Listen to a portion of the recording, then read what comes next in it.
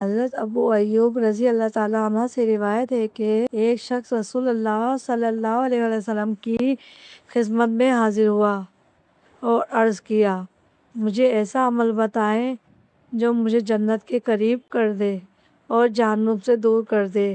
آپ صلی اللہ علیہ وسلم نے فرمایا، اللہ کی عبادت کرو، اس کے ساتھ کسی کو شریک نہ کرو، نماز قائم کرو، زکوٰۃ ادا کرو اور اپنے رشتہ داروں سے صلہ رحمی کرو۔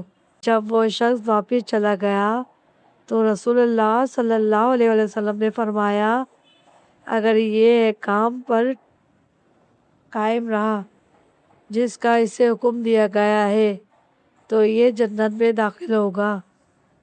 صحیح مسلم حدیث نمبر 106۔ حضرت عائشہ رضی اللہ تعالیٰ عنہ سے روایت ہے کہ رسول اللہ صلی اللہ علیہ وسلم نے فرمایا، اللہ تعالیٰ کے نزدیک سب سے زیادہ ناپسندیدہ شخص وہ ہے جو سخت جھگڑالو ہو، یعنی ایسا شخص جو بات بات پر جھگڑا کرے اور حق بات سامنے آنے کے باوجود ضد اور بحث سے باز نہ آئے، اللہ تعالیٰ کے نزدیک سخت ناپسندیدہ ہے۔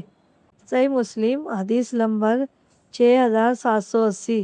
حضرت انس بن مالک رضی اللہ تعالیٰ عنہ سے روایت ہے کہ رسول اللہ صلی اللہ علیہ وسلم نے فرمایا، قیامت کی نشانیوں میں سے یہ ہے کہ علم اٹھا لیا جائے گا، جہالت پھیل جائے گی، زنا عام ہو جائے گا، شراب پی جانے لگے گی، مرد کم ہو جائیں گے اور عورتیں باقی رہ جائیں گی، یہاں تک کہ 50 عورتوں کا نگہبان صرف ایک مرد ہوگا۔ صحیح مسلم حدیث نمبر 6786۔